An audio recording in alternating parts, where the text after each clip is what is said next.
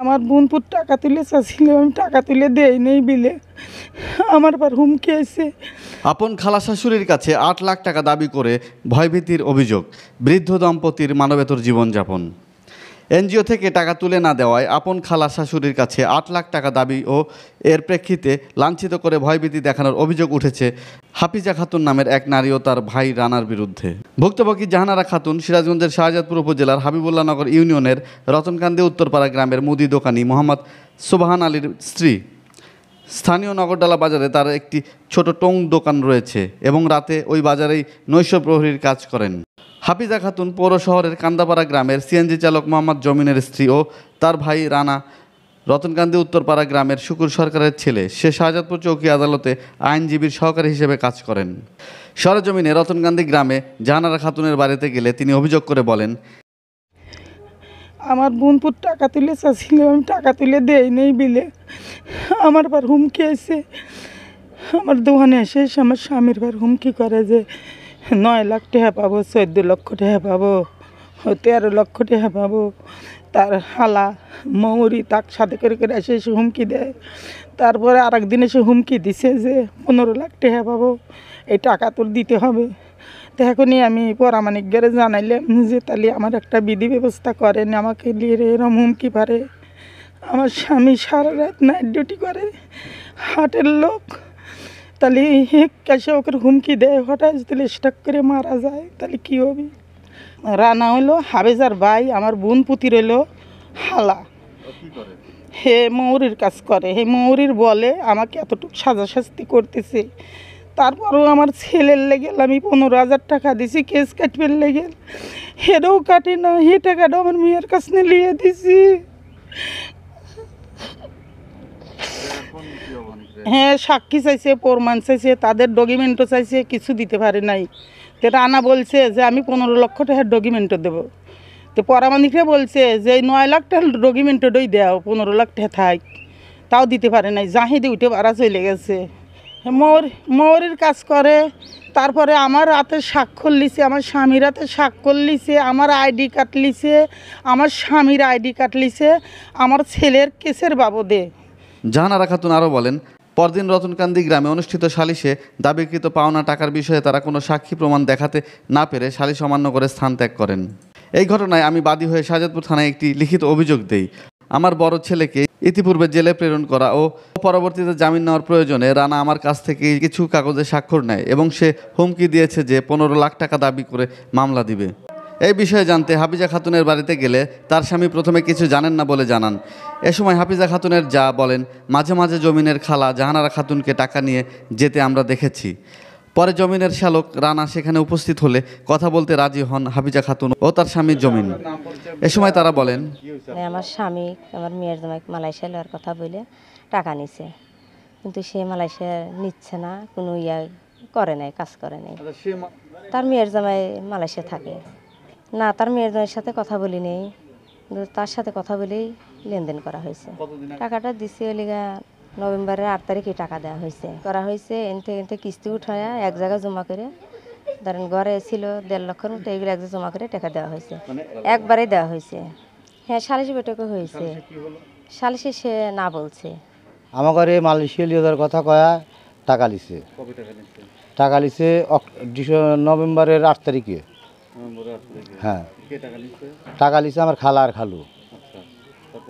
তারপরে আমাকে 6 মাস পরে ডেট দেয়, 6 মাস পরে আমরা যাই, যাওয়ার পরে আমাকে বলে যে তোমার কাছে কোনো টাকা পয়সা নেই।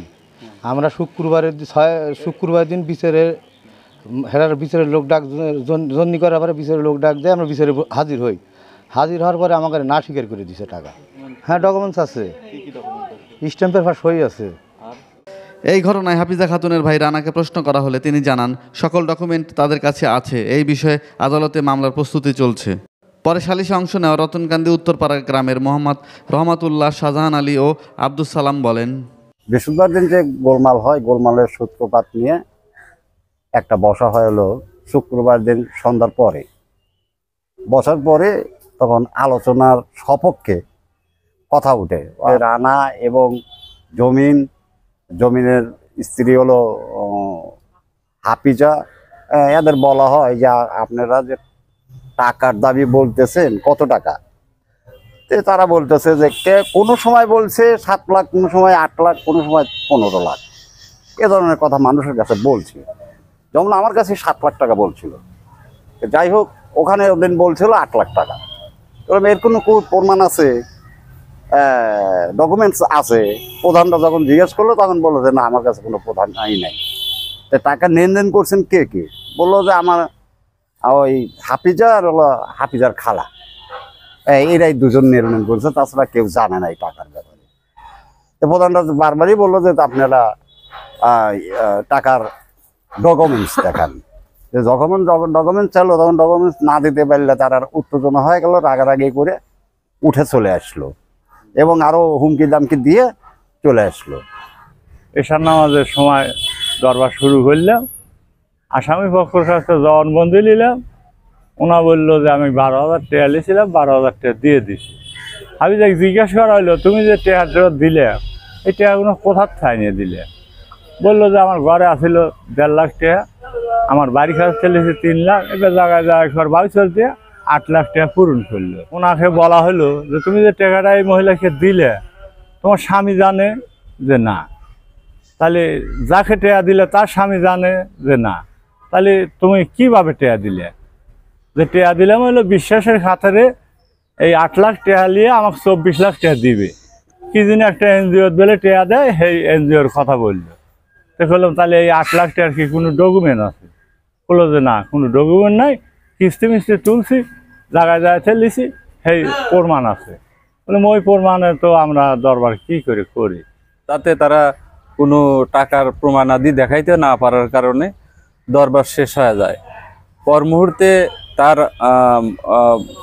জমিনের মাকে জিজ্ঞেস করা হয়, যে বলছিল যে আমার বৌমা টাকা দিছে আর হেই দিছে, কিন্তু আমাকে বলে যে 7 লাখ টাকা দিছি, এই নিয়ে জন্নি করে আমার সাথে। তো এতটুকু পরিমাণে আমি জানি। এই বিষয়ে শাহজাদপুর থানার উপপরিদর্শক মোহাম্মদ এখলাসুর রহমান বলেন, জাহানারা খাতুনের অভিযোগ পেয়ে আমরা তদন্ত গিয়ে টাকা লেনদেনের কোনো প্রমাণ পাইনি। তবে পূর্বের মামলা সংক্রান্ত বিষয়ে রানার কাছে তাদের স্বাক্ষর রয়েছে, যদি সে চেষ্টা করে তাহলে সেই স্বাক্ষর দিয়ে কিছু একটা করতে পারে। রাজীব আহমেদ রাসেল, প্রত্যাশা নিউজ, শাহজাদপুর, সিরাজগঞ্জ। আমি দোকানে বসে রয়েছি, এর ভিতরে আমার ভাইয়ের আর ছেলে জমিন, মমিন, জহির, এরা 3 ভাই। এদের বাড়ি কান্দাপাড়া। কান্দাপাড়া বাড়ি। এরা আসলে আমার কাছে কইলো যে খালু কিছু জানো? তো কইলাম আমি তো কিছু জানি না, কি হয়েছে কি কও? তো কয় যে আপনি যে খালা যে আমার কাছ থেকে এরকমভাবে টাকা লিয়েছে, আমার কাছ থেকে তো আনে নাই, লিয়েছে হইল গা আমার বউর কাছ থেকে। কয় টাকা লিয়েছে? কইলো যে 15 লাখ টাকা লিয়েছে।